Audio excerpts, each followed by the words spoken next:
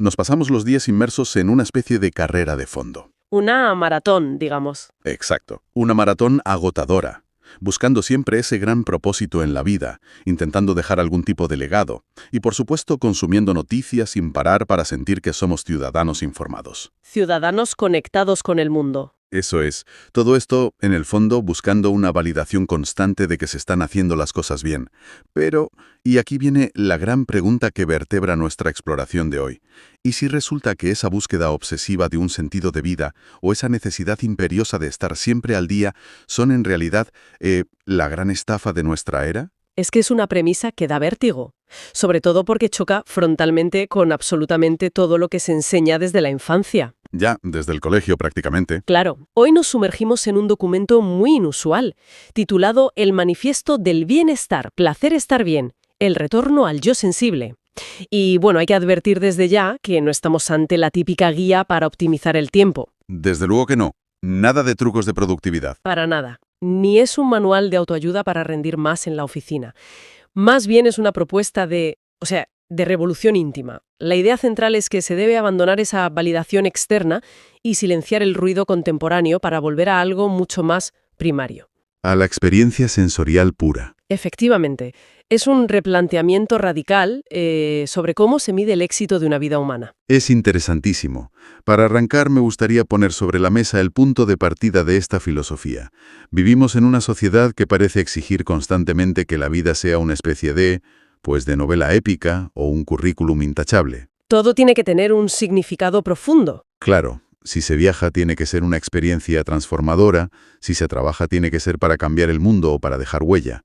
Pero este manifiesto aterriza con una idea rompedora y a la vez tremendamente básica. Que vivir es, antes que nada, una experiencia sensorial. Exactamente. Oler el café por la mañana, sentir el frío en la cara al salir a la calle, notar la textura de la ropa contra la piel. Y parece que en ese afán por producir significados para que otros los aplaudan, pues se ha olvidado por completo cómo habitar el propio cuerpo. Esa es la clave absoluta del texto. Si observamos nuestra cultura actual, la exigencia siempre viene de fuera. Se pide un impacto que se pueda cuantificar. Sin embargo, la visión que se plantea aquí contrapone esa idea de manera tajante. Corta de raíz con esa narrativa. Así es.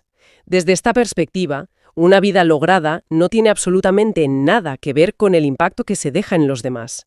No se mide por los hitos alcanzados, ni por el dinero en el banco, ni por la admiración que se suscita en redes. Ni por el número de seguidores. La profundidad del deleite interno de la persona. Madre mía. Y aquí es donde nos topamos con el concepto que le da título al manifiesto, que es un término inventado, un auténtico palabra, vamos. Sí, es peculiar. Hablamos del bienestar, placer, estar bien. Todo junto, del tirón, sin espacios. A ver, al principio confieso que me pareció casi un trabalenguas. Es que cuesta pronunciarlo la primera vez. Totalmente. Pero, claro, al ir desgranando la idea, cobra todo el sentido. No es solo un capricho del autor para llamar la atención. Hay una declaración de intenciones enorme en el hecho de fusionar esos tres conceptos en uno solo. Desde luego, es que la fusión es el mensaje en sí mismo. Lo que se intenta transmitir al crear la palabra bienestar, placer, estar bien, es que estos elementos son indivisibles si se quiere sostener el peso de la existencia. A ver, históricamente hemos tendido a separar la mente del cuerpo. Exacto. Se piensa que se puede tener un bienestar mental o espiritual muy elevado, aunque el cuerpo esté reventado o no experimente ningún gozo. Este enfoque rompe con eso por completo. O sea, nos dice que no hay bienestar real sin un placer físico y palpable. Efectivamente. Y a su vez, ese placer no puede ser un pico aislado de fin de semana.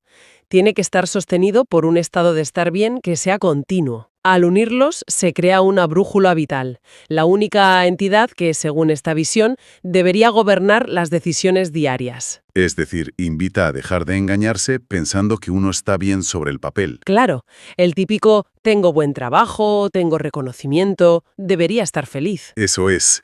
Todo eso sobre el papel pinta genial, pero si en el día a día el cuerpo solo experimenta estrés, tensión en la mandíbula o dolor de estómago, pues no hay bienestar, placer, estar bien que valga. Ninguno. Es una ficción. Total. Ahora, para alcanzar ese estado, el documento identifica barreras, y hay una que me parece fascinante discutir. Cambiando un poco de tercio, entramos en lo que el manifiesto define como el gran destructor de la plenitud moderna. El contacto constante con la información externa. Exacto, se refiere a ello textualmente como una hemorragia informativa.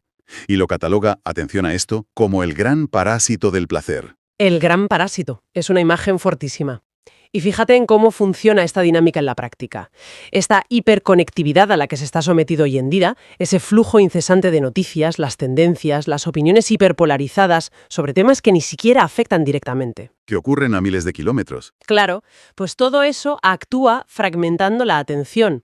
Y la atención, recordemos, es el mecanismo a través del cual se habita el presente. Si la atención no está en el ahora, uno no está. Literalmente.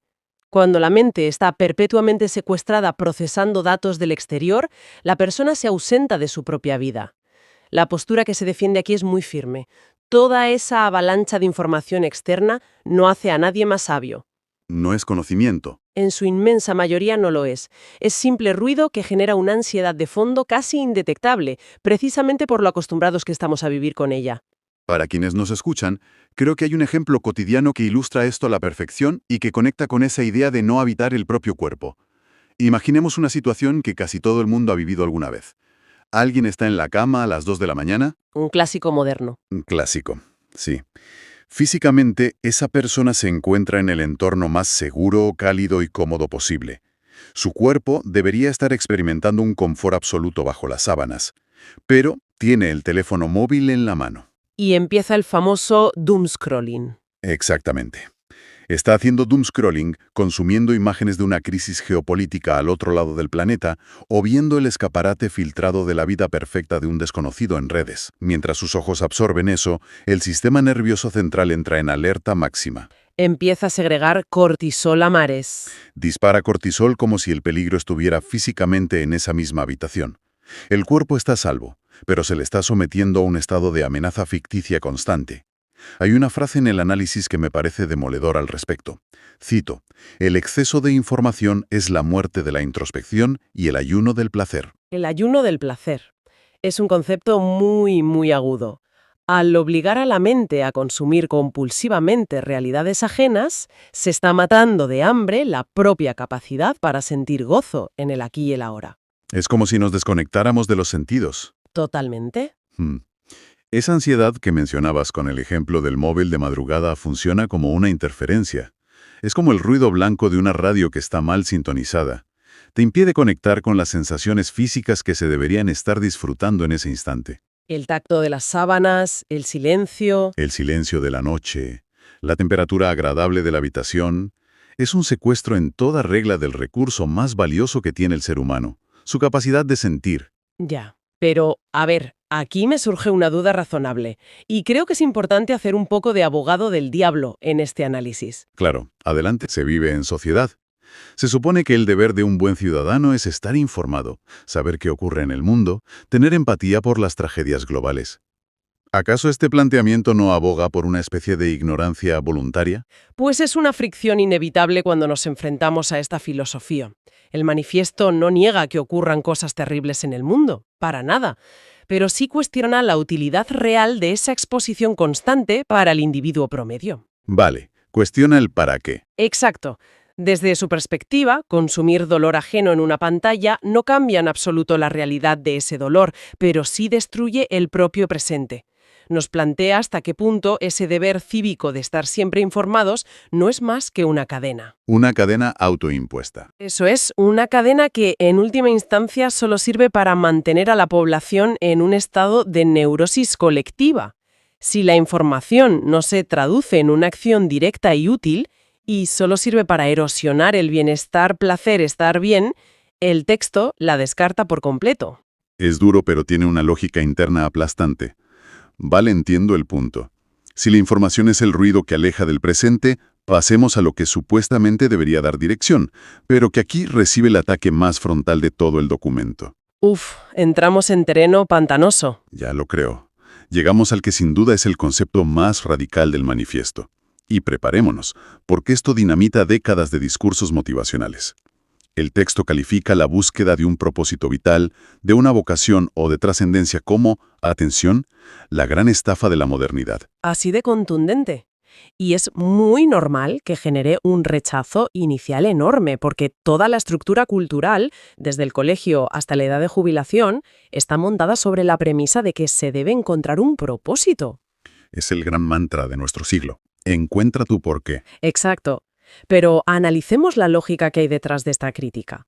El problema que señala el texto no es tener aficiones o tener metas personales. El problema es el hecho de que buscar ser alguien para los demás. Buscar que la vida tenga un sentido que la sociedad pueda aplaudir. Eso es.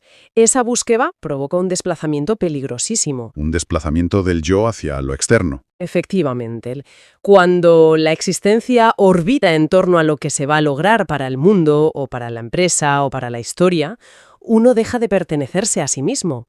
Se permite que factores que no se controlan dicten el valor propio. El propósito, bajo esta lupa, externaliza la brújula vital. Pero un momento, detengámonos ahí. Porque, a ver, uno podría argumentar basándose en la psicología tradicional que tener un porqué es precisamente lo que ayuda a soportar las dificultades de la vida. Claro, el sentido de Viktor Franklin y todo eso. Exacto. Pensemos en la resiliencia, en superar traumas. Siempre se ha dicho que quien tiene un propósito encuentra la fuerza para seguir adelante, por muy duro que sea el camino. ¿Cómo se sostiene entonces que esto sea una estafa? Es una gran pregunta. La crítica del manifiesto no va dirigida a la capacidad de supervivencia en situaciones extremas, sino a la calidad de la existencia cotidiana en la modernidad. La perspectiva que se expone es que, muy a menudo, ese propósito superior no es más que ansiedad disfrazada de virtud. Ansiedad disfrazada de virtud, vaya tela. Es que es así. Muchas veces nos convencemos de que somos muy nobles o muy trabajadores porque se está persiguiendo un gran objetivo, ya sea fundar una empresa exitosa, escribir el gran libro o dejar un mundo mejor. Pero, ¿qué pasa mientras se hace todo eso? Que se vive amargado. Exacto. Se pasan los días bajo un estrés brutal, sin dormir bien, engullendo la comida sin saborearla, sacrificando a las relaciones personales y maltratando el propio cuerpo. El manifiesto argumenta que el propósito arrastra a vivir permanentemente en dimensiones irreales. El pasado y, sobre todo, el futuro. El futuro incierto y el juicio ajeno. Claro, nos instaura en el pensamiento mágico del «seré feliz cuando». Seré feliz cuando consiga el ascenso, cuando termine de pagar la hipoteca, cuando el proyecto vea la luz. Es una felicidad condicional. ¿Siempre proyectada hacia un horizonte? Un horizonte que además, cuando por fin llegas, mágicamente se vuelve a alejar. Y mientras se corre en esa rueda de hámster buscando reconocimiento futuro, la vida real, la que se experimenta a través de los sentidos, pues se escurre entre los dedos. Se esfuma por completo. La presión social por ser alguien desdibuja la identidad presente. Y convierte a la persona en un mero instrumento de producción, incluso de producción de sentido. Por eso el texto aboga por volver a la única realidad tangible, que es el cuerpo que habita el presente. Si el propósito es una trampa que saca de la hora y la información es el ruido que no deja escuchar, la alternativa que se propone es colocar el placer en el mismísimo centro. Y esto nos lleva a la siguiente fase del análisis. Pero, y esto es fundamental recalcarlo, redefiniendo primero qué se entiende por placer. Muy importante hacer ese matiz. Porque esa redefinición es clave para no malinterpretar todo esto como un simple libertinaje egoísta. Cuando se escucha la palabra placer, automáticamente en esta sociedad se asocia a dos cosas. O bien a un exceso descontrolado, algo casi pecaminoso. Como una indulgencia total. Eso, o bien a la pausa publicitaria del sistema productivo. Es decir, el placer entendido como el descanso del fin de semana. Ese par de horas en el sofá viendo una serie para recargar las pilas y poder rendir mejor el lunes a primera hora en el trabajo. Pero esa no es ni de lejos la visión que estamos analizando hoy. En absoluto. Aquí el placer no es una herramienta para la productividad, ni es un premio menor que se otorga por haber sufrido lo suficiente durante la semana. Es el objetivo final y absoluto de la existencia. El fin último. Todos los vectores de energía vital deberían confluir en ese único punto, el bienestar sostenido del individuo. No es descansar para trabajar mejor. La idea es trabajar lo mínimo indispensable para poder experimentar el mundo con gozo. A ver, vuelvo a mi papel de escéptico, que alguien tiene que hacerlo. Suena maravillosamente bien sobre el papel, pero llevado a la práctica se podría decir que esto es puro hedonismo irresponsable. Alguien podría pensar, si solo busco mi placer sensorial, pues abandono mis responsabilidades y me convierto en un parásito para la sociedad. Es la crítica más obvia, y el documento se anticipa a ella. Cataloga su propia postura no como egoísmo, sino como realismo existencial. ¿Realismo existencial? Sí, y la lógica, nos guste o no, es bastante implacable. Se plantea lo siguiente. Si un individuo no experimenta placer en su cotidianidad, en un simple martes por la mañana, en el gesto de prepararse un té o en caminar por la calle, En lo mundano. en lo mundano, exacto, si no hay gozo ahí, de nada sirve todo el sentido, el prestigio o el dinero que se haya podido acumular. Todo eso se vuelve irrelevante a nivel puramente biológico y experiencial. Hay una metáfora en esta parte del análisis que me parece brillante, para visualizar este concepto del realismo existencial. Compara esa vida de propósitos grandiosos pero carente de disfrute diario con un decorado de cartón piedra. ¿Una analogía perfecta? Imaginemos los estudios de cine. Se ve la fachada de un palacio romano majestuoso. Impresiona a cualquiera que pase por delante. Pero claro, si se cruza la puerta y se mira la estructura por detrás, ¿qué hay?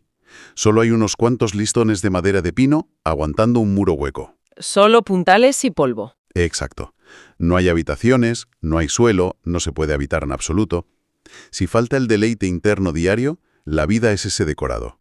Fantástica para que los vecinos o los seguidores en redes sociales la aplaudan, pero completamente inhabitable y vacía para la persona que está de pie detrás de la fachada. Esa imagen resume perfectamente el tremendo peligro de externalizar el valor de la vida. Para evitar construir ese palacio de cartón piedra, la filosofía del bienestar, placer, estar bien, otorga al goce sensorial un papel muchísimo más profundo. Lo convierte en una brújula infalible. La única guía válida. Eso es. El placer, en este contexto, es la respuesta biológica y psíquica que confirma que se está en el camino correcto. Es el propio organismo dictaminando que la existencia tiene valor por sí misma. No se requiere de un panel de expertos, ni de un jefe dándote palmaditas en la espalda, ni de likes en una pantalla para validar que la vida vale la pena. La validación emana del propio acto de existir de forma placentera. Lo cual nos lleva casi de la mano a la conclusión lógica de todo esto. Si se acepta esta premisa puramente sensorial, ¿cómo demonios se aplica en el mundo ruidoso en el que toca vivir hoy? Ahí está el gran reto. La respuesta que plantea el texto, afortunadamente, no es irse de retiro a una cueva en el Himalaya, sino llevar a cabo una especie de rebelión silenciosa y cotidiana. Se trata de devolverle la categoría de suprema importancia a las cosas más elementales y tangibles. A lo micro. Exacto. Una buena comida sin estar mirando la bandeja de correo. Un momento de silencio absoluto simplemente mirando por la ventana. El mero hecho de respirar sin sentir una opresión en el pecho por culpa del último titular apocalíptico de las noticias. Eso, según la fuente que analizamos, es la verdadera médula de la vida. Y lo llama rebelión porque exige un corte radical con las dinámicas de poder y atención actuales. El paso a la acción, el verdadero plan que subyace en este manifiesto, consiste en desconectarse de la narrativa colectiva. En un mundo que exige constante interacción, constante opinión sobre todo, la propuesta es que la persona debe convertirse en su propio centro de gravedad. Su propio centro de gravedad. Y claro, cuando uno se convierte en su propio centro de gravedad, entiendo que la relación con todo ese exterior, con la sociedad y la información, cambia drásticamente. Lo que antes era una obligación, ahora pasa por un filtro muy estricto. Totalmente. El mundo exterior pierde su autoridad, deja de dictar qué es urgente y qué es importante. Toda esa masa inmensa de información, las expectativas sociales y las presiones laborales, pues dejan de ser una cadena que arrastra a la persona y se convierten en algo puramente opcional. Un menú del que elegir. O todo lo que desvíe la atención del presente corporal se queda fuera del muro. Es una frontera hermética donde solo tiene pasaporte lo que nutre el bienestar, placer, estar bien. Es una criba feroz. Básicamente la norma es, si no contribuye a que me sienta bien en este preciso instante, no tiene cabida en mi realidad. Explicado así, la verdad es que suena a una liberación inmensa. Es quitarse un peso enorme de encima. Pero a la vez también suena a un reto monumental, dada la inercia que se lleva en la sociedad. Bueno, para ir atando cabos, porque el viaje conceptual de hoy ha sido denso e intenso, me gustaría que resumiéramos la esencia de lo que se ha explorado. Nos encontramos ante un texto que sin duda busca incomodar y provocar un cambio de paradigma total. Sin duda. Si tuviéramos que sintetizar el núcleo de este manifiesto, diríamos que propone una visión donde el ser humano retoma el control, pero lo hace a través de su propia biología. Se erige como un acto de rebeldía radical contra una sociedad que está estructurada precisamente para mantener a la población en un estado de insatisfacción perpetua. Para que sigan produciendo y consumiendo. Exacto. El diagnóstico del texto es muy claro. Nos quieren hiperconectados a las pantallas, pero completamente alienados del propio cuerpo. Saturados de datos e información, pero vacíos de experiencias sensoriales reales. Y sobre todo, empujados a perseguir un gran propósito que justifique la existencia, pero robando sistemáticamente la paz mental en el proceso. Es un diagnóstico demoledor. Lo es. Y la solución que plantea es simple en su formulación, aunque revolucionaria en su ejecución. Silenciar de una vez por todas el ruido ensordecedor de las expectativas y de las noticias, para que el placer y el bienestar genuino puedan tomar la palabra y dirigir la vida. Silenciar el ruido para que hable el placer. Es un resumen brillante para entender la lógica interna de esta propuesta tan rompedora. Ahora bien, para quienes nos acompañan al otro lado, y basándonos estrictamente en los márgenes de este debate que hemos abierto hoy, queremos lanzar una última reflexión. Una idea para llevarse consigo. Eso es, una idea para seguir masticando mucho después de que termine la inmersión de hoy. Se ha visto cómo el texto insta a desconectarse de la narrativa colectiva, a apagar las noticias, a olvidar las expectativas ajenas y a convertirse en el propio centro de gravedad para encontrar un deleite auténtico y táctil. Sí, él repliega hacia el yo. Pero, claro, surge una pregunta inevitable llegados a este punto. ¿Por qué el ser humano moderno vive en un estado de agotamiento crónico, abrumado y absolutamente saturado por el ruido constante y las notificaciones? Una epidemia silenciosa prácticamente. Justo. Y para lograrlo hemos recopilado investigaciones fascinantes que cruzan la antropología, la ecología humana y, por supuesto, la neurociencia. Y el punto de partida es francamente un golpe de realidad. Vaya que sí. Vale, vamos a desgranar esto. La premisa central que atraviesa toda esta investigación plantea que no sufrimos de un defecto de atención masivo, ni hemos perdido mágicamente la capacidad de concentrarnos. O sea, el hardware funciona bien. Exacto. Lo que ocurre es que estamos conduciendo por una autopista de Fórmula 1 digital, a velocidades vertiginosas, utilizando un hardware biológico que tiene unos 200.000 años de antigüedad. ¡Qué buena imagen! Es muy gráfica, sí. Intentar procesar el entorno hiperconectado de hoy con el mismo cerebro que usaban nuestros ancestros más remotos en la sabana es una analogía impecable para ilustrar el enorme nivel de inadaptación evolutiva que estamos experimentando en la actualidad. Ya. Y para entrar en materia, lo primero que se desprende de este análisis es la necesidad urgente de dejar a un lado la culpabilidad. Totalmente de acuerdo. Yo creo que hay mucha culpa, ¿verdad? Muchísima. Existe una tendencia enorme a pensar que el individuo moderno es débil o que carece de disciplina simplemente porque le cuesta horrores ignorar una pantalla. Claro, como si fuera un fallo moral. Eso es. Pero la realidad biológica es muy distinta. La supervivencia de nuestra especie, desde sus mismos orígenes, siempre dependió de una capacidad extrema para leer el mundo exterior, mucho antes de intentarse leerse a uno mismo. Ajá. Nuestro sistema cognitivo no está roto. Al contrario, funciona con una precisión asombrosa, exactamente como la selección natural dictó que debía funcionar. O sea, hace exactamente su trabajo. Sí, sí. Durante cientos de miles de años, ser un organismo volcado hacia el exterior no era una distracción, era literalmente el único seguro de vida disponible.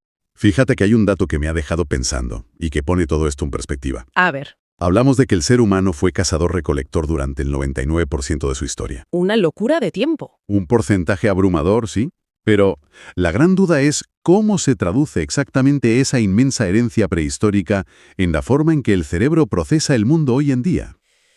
Pues, para entenderlo, hay que visualizar lo que implicaba el día a día en ese 99% de nuestra historia. Sobrevivir no era algo garantizado al despertar. Desde luego que no. Requería moverse constantemente y, sobre todo, poseer una atención periférica implacable. Estar siempre alerta. Exacto.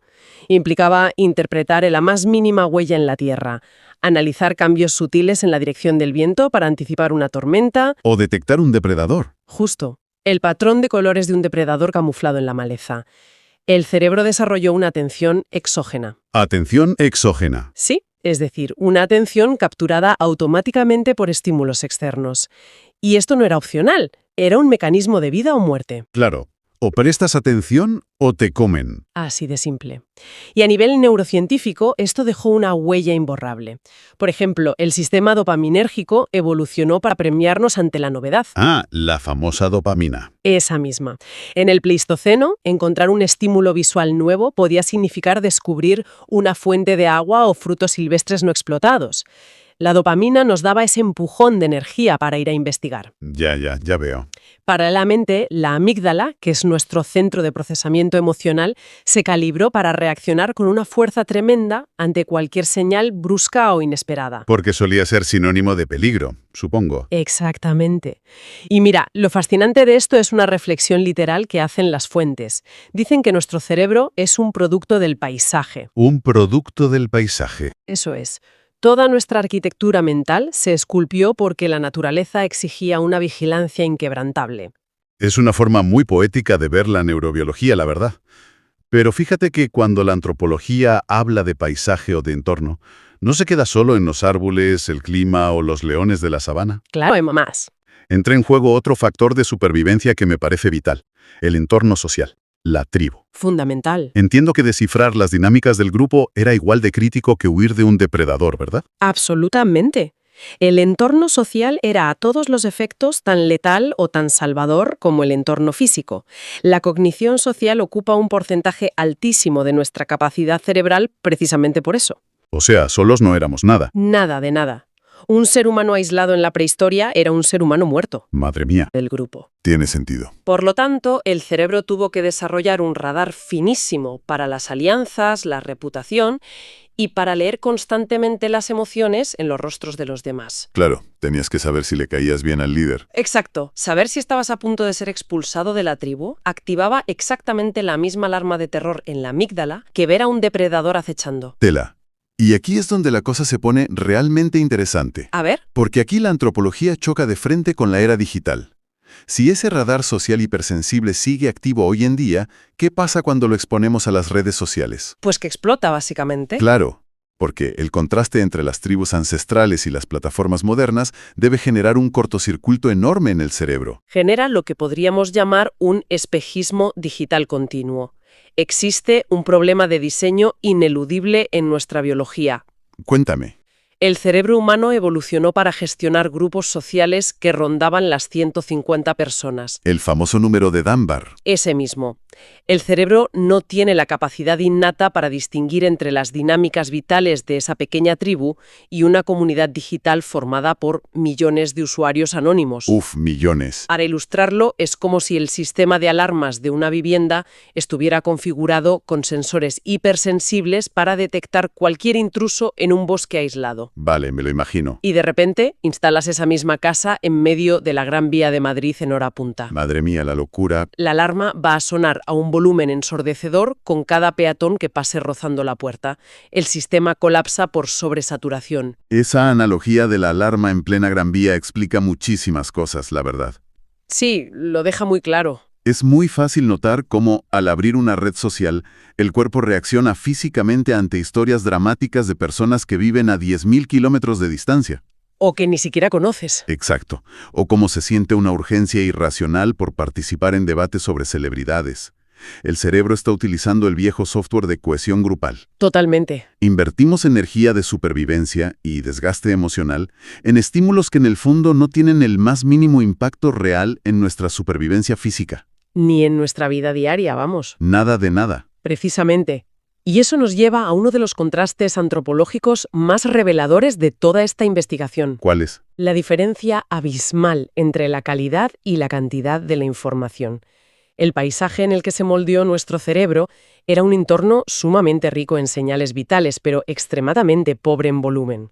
Ah, entiendo. O sea, muy poca información, pero muy importante. Eso es. El silencio era la norma. Cuando se rompía ese silencio con el crujido repentino de una rama o el grito de un ave, Ahí pasaba algo. ese volumen mínimo contenía una señal de máxima importancia. Era información de calidad que requería acción inmediata. Claro. Y la comparación con la rutina moderna es una paradoja bastante cruel para quien nos escuche. Ya te digo. Hoy navegamos por un entorno que funciona exactamente al revés. Es paupérrimo en señales verdaderamente vitales para nuestra supervivencia física, pero está absolutamente saturado de volumen y ruido constante. Todo el rato. Un correo electrónico con la etiqueta de urgente a las 10 de la noche o el enésimo pitido de una notificación en el teléfono. Y ahí salta la amígdala. Justo. Secuestra nuestra atención porque ese cerebro primario grita que hay una amenaza en el horizonte. Aunque el cuerpo físico esté cómodamente sentado a salvo en el salón de casa. Es un duelo desigual entre la velocidad del silicio y la lentitud de la selección natural. Muy desigual. La evolución biológica es un proceso geológico, requiere milenios. No se hace de un día para otro. Para nada. Para que una característica nueva se asiente en el genoma humano y modifique la estructura de nuestro cerebro, debe ofrecer una ventaja reproductiva clarísima a lo largo de cientos y cientos de generaciones. ¿Y la tecnología? La tecnología, por el contrario, no obedece a esas leyes temporales. El software, las interfaces y los algoritmos que compiten por nuestra atención se actualizan y optimizan cada semana. Cada semana, es brutal. Esta diferencia radical de velocidades explica por qué el ser humano no va a desarrollar, al menos a corto plazo, filtros neuronales mágicos para ignorar notificaciones irrelevantes. O sea, la biología no da abasto. La biología simplemente no tiene capacidad de respuesta ante un entorno que muta a velocidad exponencial. Pero, a ver, espera. Porque ahí entra un concepto muy popular en la psicología moderna. Siempre se habla de la neuroplasticidad como nuestra gran tabla de salvación. Sí, se menciona muchísimo. Se dice constantemente que el cerebro es plástico, que se moldea y se adapta a cualquier entorno. Si el cerebro tiene esa capacidad de reconfigurarse, ¿no deberíamos estar adaptándonos a este flujo masivo de datos sin tanto sufrimiento? Esto plantea una pregunta importante. La plasticidad cerebral existe, por supuesto, pero la investigación advierte que conlleva un coste monumental, que rara vez se menciona. ¿Qué coste? El cerebro efectivamente se adapta a procesar información a la velocidad del relámpago, saltando de una pestaña a otra, de un vídeo de 15 segundos a un hilo de texto. Lo hacemos todos a diario. Pero el precio de esa adaptación es la pérdida drástica de profundidad. Nos estamos volviendo cognitivamente más superficiales. Vaya. Al reconfigurar las redes neuronales para sostener una atención fragmentada y perpetua, estamos erosionando activamente la capacidad de alcanzar lo que se conoce como estados de flujo. El estado de flujo, sí. Ese flujo es el nivel de concentración profunda, sostenida e inmersiva que permite resolver problemas complejos o experimentar un placer intelectual genuino. Y eso lo estamos perdiendo. Todo eso se sacrifica en el altar de lo que los neurobiólogos llaman estímulos fásicos. Esos picos rápidos, cortos y baratos de dopamina que proporciona el mundo digital. Dopamina barata, me gusta el término. Básicamente, estamos formateando la mente para procesar la inmediatez, pero perdiendo los motores necesarios para la complejidad. O sea, ganamos una anchura tremenda, abarcando 1000 cosas a la vez, pero es una anchura que apenas roza la superficie del agua. Muy buena analogía, sí. Lo cual me plantea una duda inevitable. Si el mundo exterior se ha vuelto tan ruidoso, tan hostil para nuestro sistema nervioso y tan agotador, la reacción lógica sería refugiarse en el mundo interior. Sería lo lógico. Sin embargo, resulta evidente que aislarse, hacer introspección o simplemente sentarse en silencio absoluto sin ninguna pantalla cerca es algo que hoy cuesta horrores. Cuesta muchísimo. Genera una incomodidad casi física, que es lo que bloquea de forma tan potente la autoobservación. Pues esta crisis de introspección tiene raíces antropológicas profundas. No es un simple capricho de la vida moderna. A ver. La investigación desglosa este bloqueo en 4 motivos fundamentales. Vale, vamos uno por uno. El primero, y más básico, es que la introspección profunda no aportaba ninguna ventaja evolutiva. En la naturaleza salvaje, un ancestro que se sentara a analizar sus traumas de la infancia o a meditar sobre su propósito vital era un blanco fácil. Claro, el león no espera a que termines de meditar. Exacto. La prioridad absoluta era escanear el exterior. Vale, el segundo. El segundo motivo es puramente fisiológico. La arquitectura de nuestro cuerpo, la química del estrés, del movimiento y de la motivación está diseñada enteramente para la acción física y la resolución de problemas externos, no para la contemplación estática. Entendido. A nivel biológico somos máquinas diseñadas para reaccionar, no filósofos contemplativos por defecto. ¿Y los otros 2 motivos? El tercer motivo proviene de la antropología cultural. Si analizamos las sociedades tradicionales y milenarias, vemos que siempre han fomentado la conexión a través de rituales compartidos, el trabajo en comunidad y la sincronización con los ciclos de la naturaleza. O sea, hacia afuera también. Exacto. La idea del individuo aislado que practica la introspección profunda mirando exclusivamente hacia sus propios adentros es un constructo cultural muy reciente, propio de sociedades modernas, sedentarias e hipercomplejas. Tiene sentido. ¿Y el último? Y el cuarto motivo, que es el que actúa como detonante en nuestra época, es el secuestro tecnológico. El secuestro. Madre mía. Hoy en día es casi imposible mirar hacia adentro, porque existe una industria global, financiada con billones de dólares, cuya única métrica de éxito es capturar la atención humana hacia el exterior. Las redes sociales, plataformas de vídeo. Han descifrado nuestros códigos biológicos de alerta y los explotan sin piedad para mantener la mirada fija en las pantallas. Es una paradoja fascinante y a la vez despiadada. Vivimos en un entorno que exige tener una mente calmada y reflexiva para no colapsar ante el estrés. Sí. Pero ese mismo entorno es una máquina perfecta de emitir estímulos diseñados para boicotear cualquier intento de calma. Es un círculo vicioso. Y esto enlaza directamente con lo que el análisis describe como la gran disyunción. Históricamente, el ser humano usó la cultura como escudo protector ante sus carencias biológicas. Claro. Como carecíamos de pelaje grueso, la cultura inventó los tejidos y la ropa para sobrevivir al frío. Como no teníamos garras ni velocidad, la cultura desarrolló herramientas y lanzas. La cultura siempre fue un amortiguador. Siempre nos protegió. Pero ahora ocurre un fenómeno inédito. La cultura moderna, nuestra tecnología y el ritmo de vida que hemos creado ha dejado de ser un escudo. Se ha convertido en el principal acelerador del estrés y la ansiedad.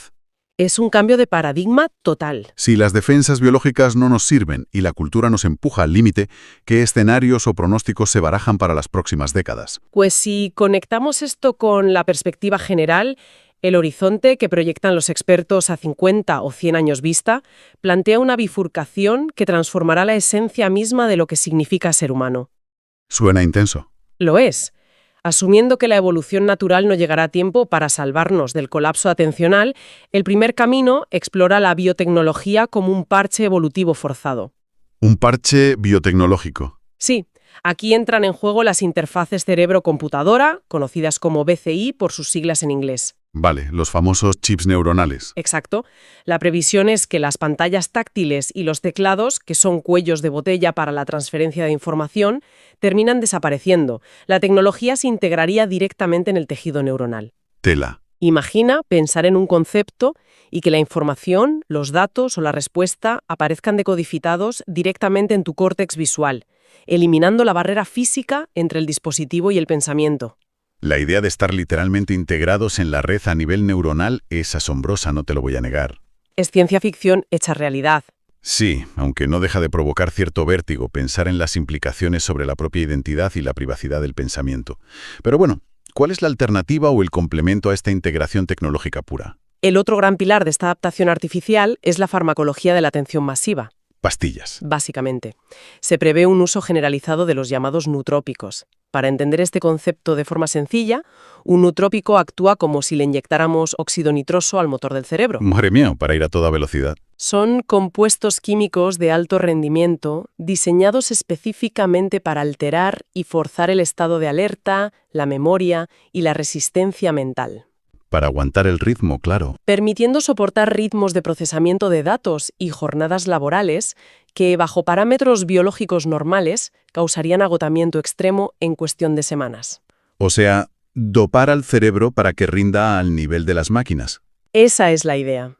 Sin embargo, estas soluciones tecnológicas y químicas abren la puerta a un riesgo severo: la atrofia cognitiva. Supongo que la atrofia cognitiva se refiere al principio básico del cuerpo humano: órgano que no se utiliza, órgano que se atrofia. Exactamente. Si delegamos constantemente el esfuerzo mental, terminamos perdiendo la capacidad de ejercerlo. A medida que cedemos terreno a la inteligencia artificial para que gestione no solo bases de datos, sino la toma de decisiones cotidianas. ¿Decisiones como cuáles? Desde optimizar nuestra dieta y finanzas hasta filtrar con quién debemos relacionarnos basándose en afinidades algorítmicas. O sea, que decidan todo por nosotros. Pues sí, y al hacer eso vamos perdiendo lo que se llama capacidad de agencia. Al externalizar el proceso de razonamiento y elección, se atrofia el músculo de la toma de decisiones éticas y prácticas, diluyendo poco a poco la libertad y el pensamiento crítico. Es un precio altísimo. Nos arriesgamos a convertirnos en nodos pasivos dentro de una red de altísima eficiencia, pero desprovistos de autonomía intelectual real. Pues, frente a este escenario que parece empujar irremediablemente hacia una optimización extrema, implacable, hay una alternativa planteada en las investigaciones que me resulta tremendamente esperanzadora. ¿Ah, sí? La llaman la resistencia hedonista. Me encanta ese concepto. Es que la lógica detrás de esto es brillante. Sugiere que, ante un mundo empeñado en arrastrarnos a una velocidad de 300 kilómetros por hora, la verdadera rebelión no consiste en intentar correr más rápido, ni en optimizar cada segundo con suplementos cerebrales. No es seguir el ritmo. No.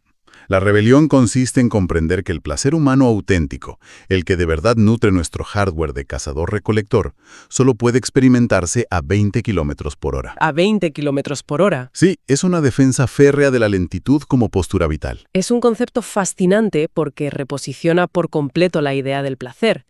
Hoy en día, el placer se ha fragmentado y empaquetado en esos estímulos fásicos que mencionábamos antes. Sí, los picos de dopamina baratos. El deslizamiento infinito en una pantalla, la validación inmediata de un me gusta, todo eso genera picos fugaces, pero deja un vacío residual inmenso.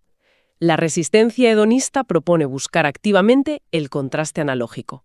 ¿A qué se refieren con contraste analógico? Hablamos de acciones tangibles y rítmicas. Amasar el pan y sentir la textura de la harina, caminar por un entorno natural prestando atención al sonido de la grava sin llevar auriculares. O leer un buen libro. Exacto. Sumergirse en la lectura de un libro impreso donde el tiempo parece detenerse.